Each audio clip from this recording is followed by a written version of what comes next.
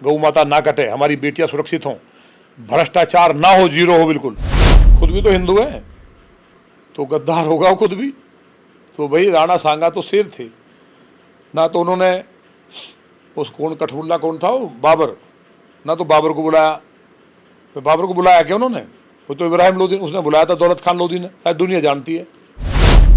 तो दारू पी रखी थी अधिकारियों ने, और परंपरागत जो कोई भी कार्यक्रम है उसकी अनुमति की जरूरत नहीं। फिर दूसरी बात, विधायक को अनुमति लेने की आवश्यकता नहीं होती। वो षड्यंत्र जो था, हमारी हत्या करने का जो एक प्रयास था, क्योंकि हमने जो लूट कर रहे थे, हमने आपको वोट दिया है, आपको ना दिया होता तो 17 में कोई हमारा नेता नहीं था। माननीय मोदी जी के नाम पे 350 सीट आई, उसके बाद घटती हुई हम कहाँ पहुँच गए, इसका आकलन करना चाहिए।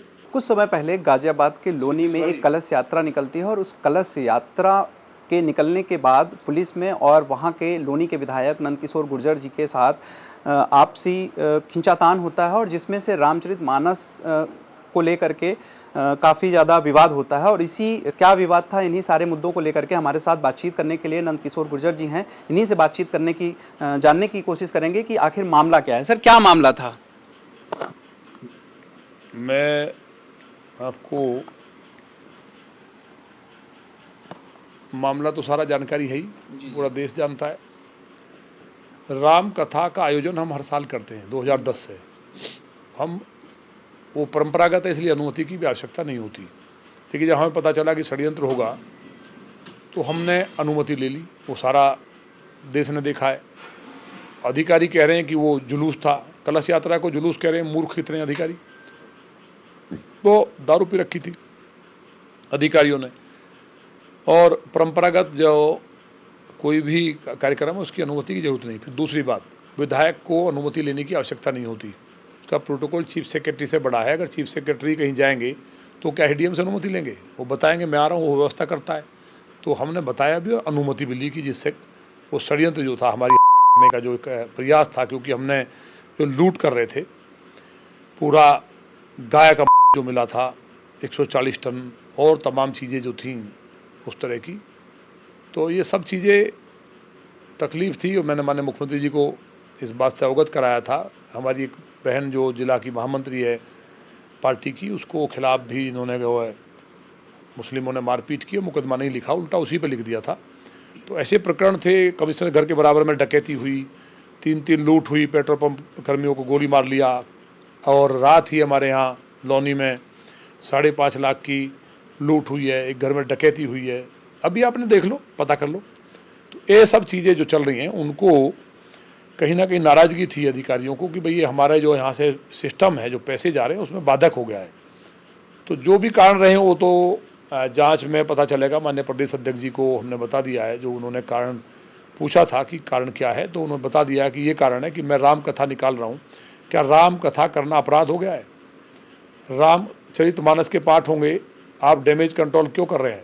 जब राम कथा करना पाप है, लाठी बजाओगे, बहन बेटियों के कपड़े फाड़ दिए, कलश तोड़ दिए, मानस जैसे पवित्र ग्रंथ पे आपने खंडित करने का प्रयास किया, मेरे कपड़े फट गए, मैंने कैसे कैसे बचाया है। क्या कुरान का एक पेज फाड़ पाएंगे? एक पेज फाड़ के दिखा दे कोई अधिकारी, बहुत बहादुर है ना। मैंने पूरे देश के हिंदुओं को रोका है।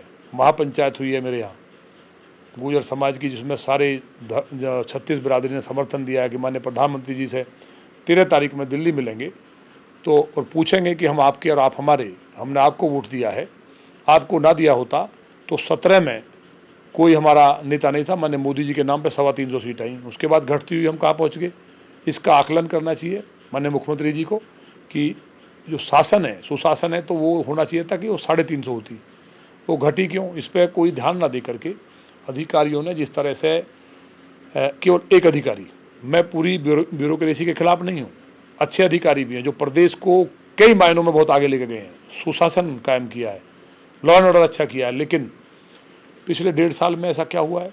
तो इस सब चीज़ पे हम माननीय मुख्यमंत्री से मिलेंगे, उन्होंने बताएंगे कि ये है, टाइम हमने लिया है। मुझे उम्मीद है कि टाइम मिलेगा। और जो ये घटना हुई है बर्बरता की, मतलब ये पहली बार मैं देख रहा हूँ।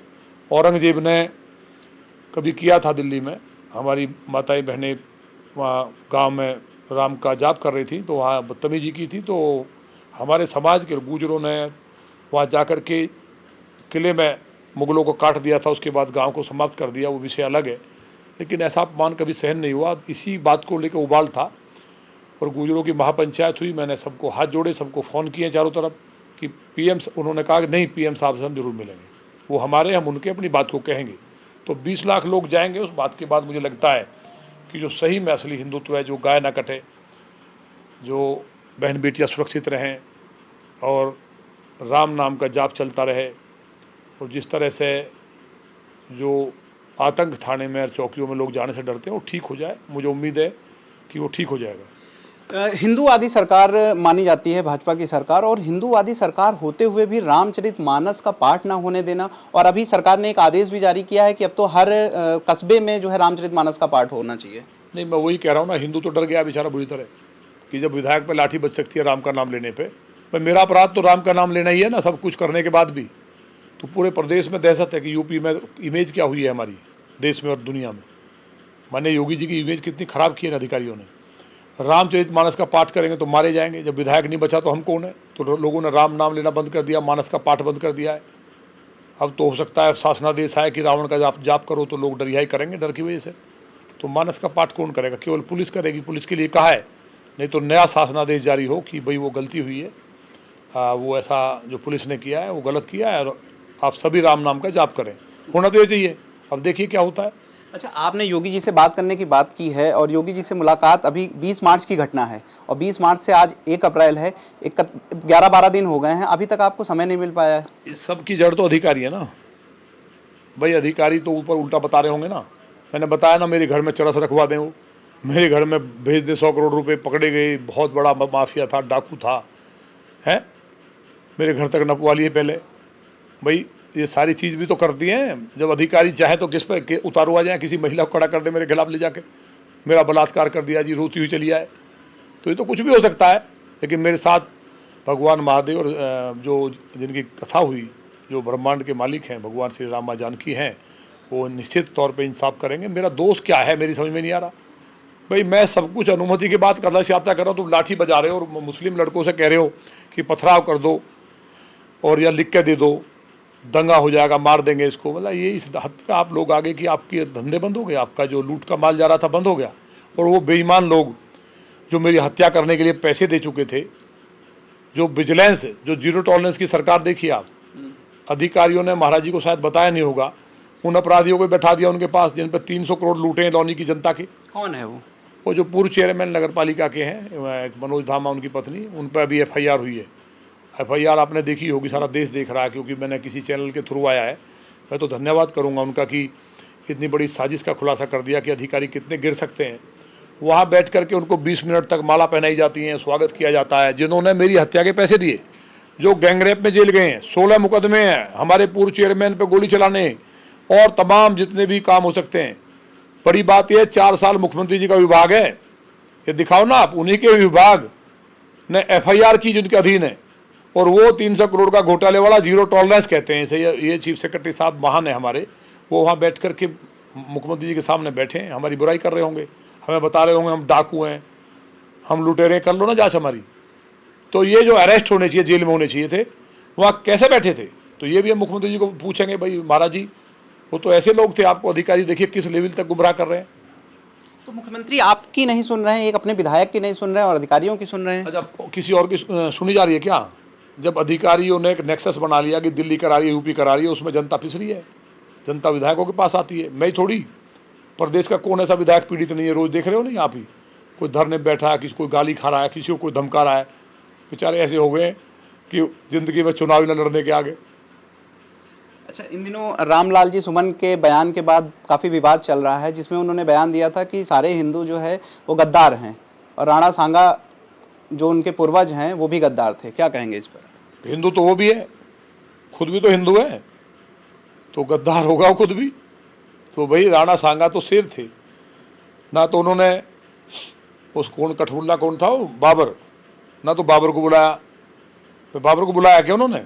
वो तो इब्राहिम लोदी उसने बुलाया था, दौलत खान लोदी ने, शायद दुनिया जानती है, और मुसलमानों ने बुलाया था। भाई इब्राहिम लोदी को तो बाबर जो हैं वो राणा सांगा 2 बार हरा चुके थे, बाबर को हरा चुके थे। तो इतना बड़ा सूरमा अपने लोगों ने जहर दे दिया था। उन्होंने दलितों की लड़ाई लड़ी, सबसे पहला युद्ध जो किया दलित और आदिवासियों का, उन पर गर्व करना चाहिए। सम्राट नीरज पर गर्व करना चाहिए, महाराणा प्रताप पर गर्व करना चाहिए। आज हम लोग घूम रहे हैं इस देश में, और जो हिंदू बचा है, ईरान तक हमारा राज था, ये के ईरान की थी, जो ख़त्म हो गया। ऐसे ही जयचंदों के कारण नुकसान हुआ है। और ये जो सुमन उमन कौन कह रहे हैं, जब वो हिंदू ही गद्दार है तो वो भी गद्दार है बेचारा। गद्दार क्या करेगा, उल्टी बात करेगा।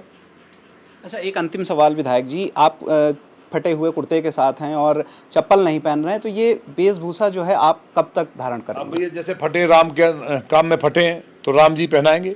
भगवान राम तो 14 साल तक नंगे पैर घूमे हैं, वो तो प्रभु हैं, ईश्वर है रामराज की स्थापना के लिए। तो रामराज असली आए, गौ माता ना कटे, हमारी बेटियां सुरक्षित हों, भ्रष्टाचार ना हो, जीरो हो बिल्कुल। इतने बड़े बड़े राक्षस पकड़े जा रहे हैं लखनऊ में चारों तरफ। तो ये जो माहौल बना है वो माननीय मुख्यमंत्री जी, मुझे उम्मीद है कि ये घटना सुधार करेगी। और जो जिस तरह से राम भक्तों पर लाठियाँ बरसाई हैं और जो मानस का अपमान किया, उसके लिए कहीं ना कहीं कार्रवाई जरूर होगी। और भगवान श्री राम की शरण में हम गए थे, वो जरूर न्याय करेंगे और मुझे ताकत देंगे। तो ये थे हमारे साथ लोनी के विधायक नंद किशोर गुर्जर जी, जिनका कहना है कि कई सारे जो अधिकारी हैं, जो कुछ अधिकारी वो योगी जी को सही बात नहीं पहुंचा रहे हैं, और एक दिन ऐसा आएगा कि जब योगी जी हमारी बात को सुनेंगे और जनता के जो जुड़े हुए मुद्दे हैं उनका समाधान करेंगे। #भारत न्यूज़ के लिए मैं आलोक दीक्षित, लखनऊ से।